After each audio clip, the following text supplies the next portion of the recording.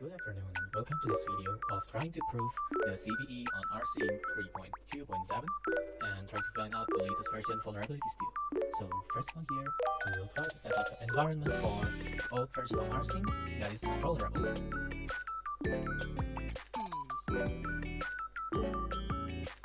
We'll have to install it on our own because it's no longer available online, or more like from the sudo app repository or any Linux repository.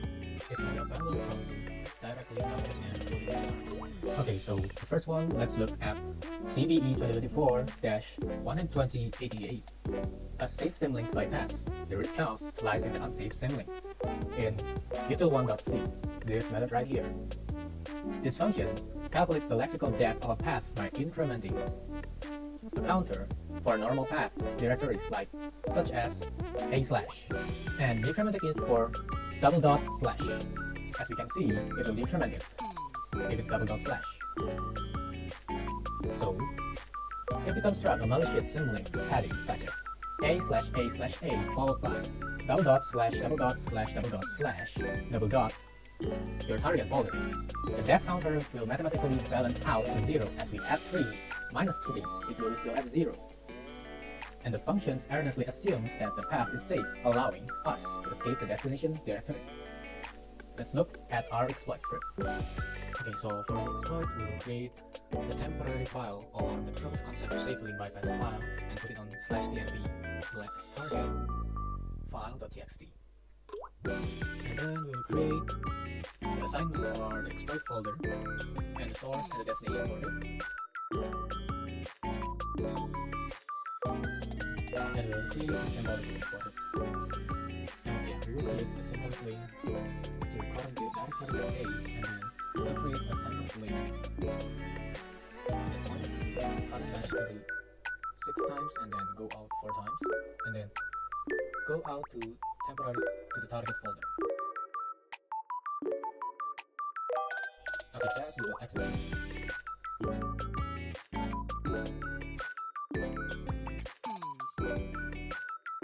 We actually forgot to give it all the copy and I did not actually find any. And there it is, we got our exploit link copied and maybe concatenated. Yes, we got a file. The second CVE is CVE-2024-12087. It lies in the file applist.c in the function recv file list. And this is the incremental recurse lines that are folded out. As you can see, when Rsync receives file list in multiple batches, incremental recurse will trigger and deduplicate them. However, the code fails to validate if files mode or type changes, as in this one, it just checks for the directory name. So we can exploit a risk condition by swapping a directory for a symlink pointing to a dangerous path or your target path right after the first batch is processed. Then the client will write the file through the new symlink and resulting in a severe path traversal. And let's look at our exploit now. And for our secondary exploit, as always, we will create the first directories.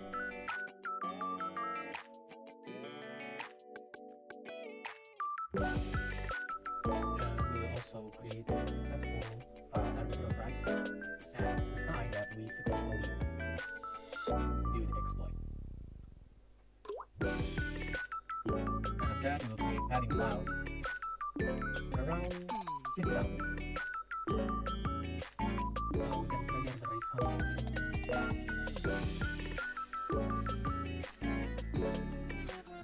It will take a while, so we'll start. Okay, it is done. And now we create the shell script. It's a shell script that will send the files.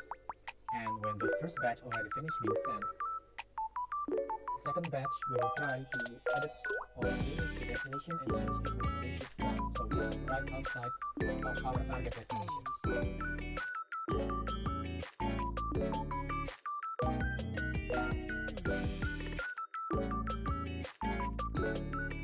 When the script is finished, we execute it, and as you can see, Rsync will send our files, and at the end, you can see that we write it into the temporary directory, successfully writing it outside of our destination.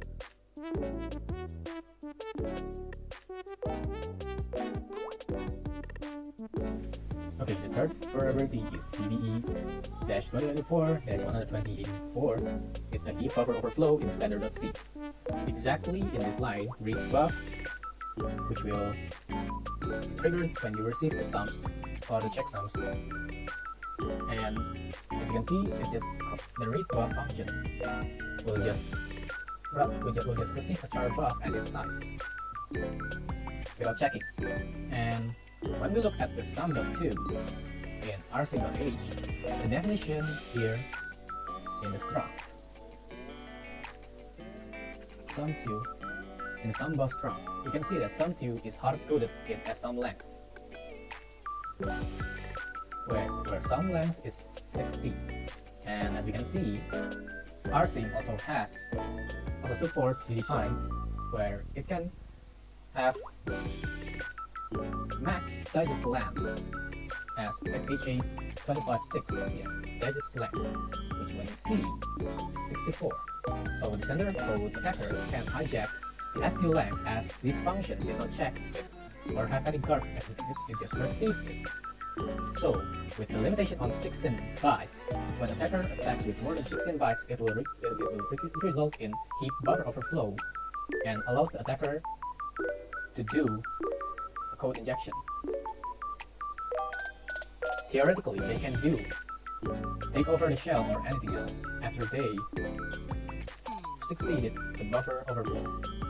So next, what we're going to do, we will see at our exploit trial on this month. For our third exploit, we will use two terminals, as one needs to act as the GDB and the other one is the executor. So we will have this configuration file first, and then we move to the folder and we start our GNU debugger. Set breakpoints to the vulnerable function, and then set our follow fork mode to child, as Rsync will do the child fork when sending the file. Okay, so we trigger the breakpoint, and we will set the breakpoint on the actual function and begin next, so we can finally hit send files. We need to step into first, and then search for read buff and set the breakpoint there, and then go next until we hit our breakpoint and then release, so we can see that the line is being executed. And then we will print the size of the sums that we have already set, and it's 16. And the actual ST length that we sent is 2.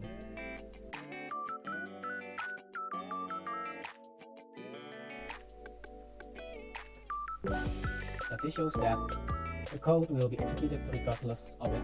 There is no checking on the ST length, and if ST length is more than 16, it will trigger the buffer overflow. Moving on to finding new vulnerabilities that haven't been posted, or we could call it zero-day vulnerabilities. Well, to do it, I already cloned the latest version of Rsync from its repository, and as you can check, this is the latest version.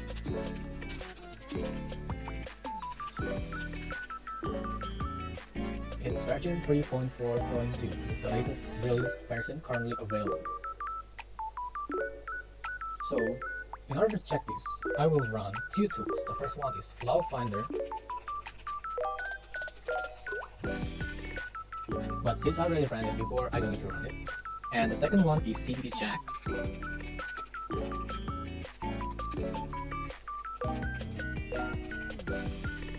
But since I already ran it before, I didn't have to run it now. And as we can see, we already have the reports here. The first one will be the Flaw Finder one. There it is, the Flaw Finder one. And based on the Flaw Finder, we have several high vulnerability in options.c and syscall.c that is a race condition.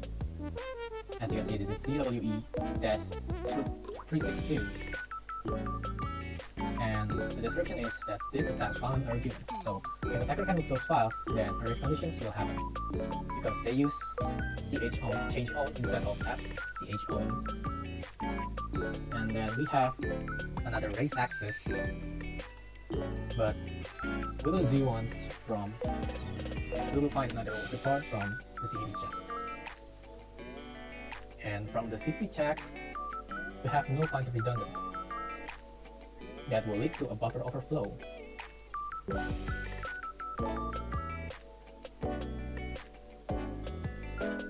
And it is triggered by iPhones.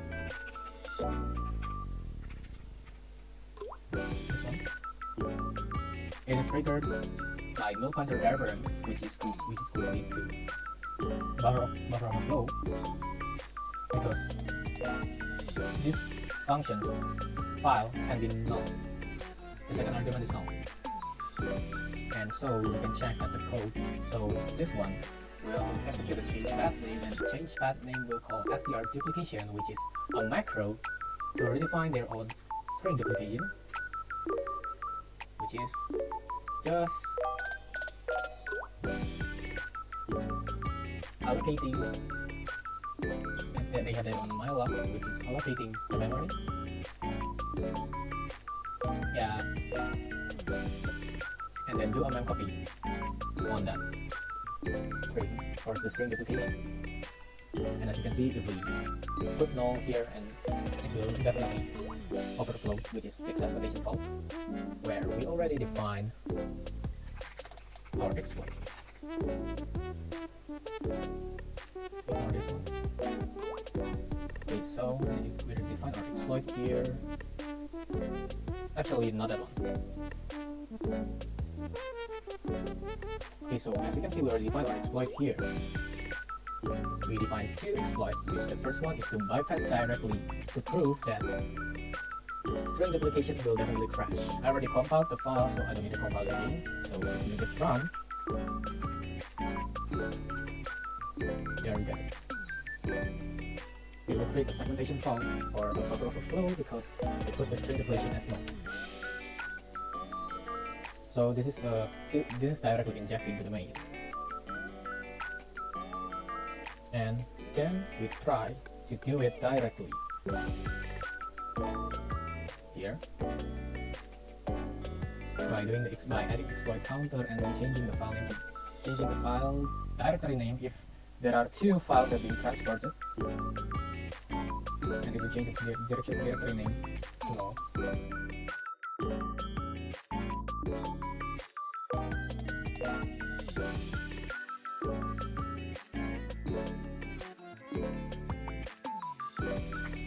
Okay, it failed, but that's when I haven't changed the code yet, so let's compile it again.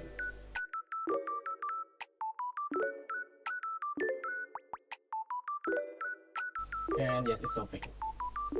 The malicious Rsync didn't do anything, which means that this exploit is impossible. The second discovered vulnerability through flaw finder, which are both chown and chmod. This one is chown and the other one is chmod, change mod. This is called, but is rooted in syscall.c. And if you see at those, syscall.c, they have this one. They already mark it as discourage function, even though even then they still do it. Yes, but only if they don't have set a third list.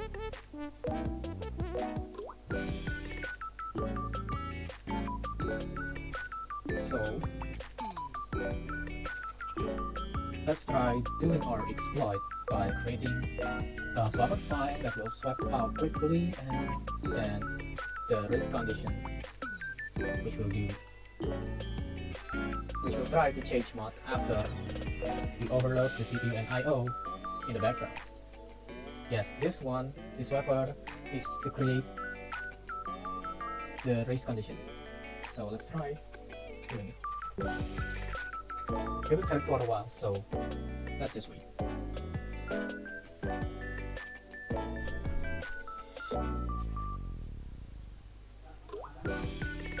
Okay, after some time, you can finally see that it failed to.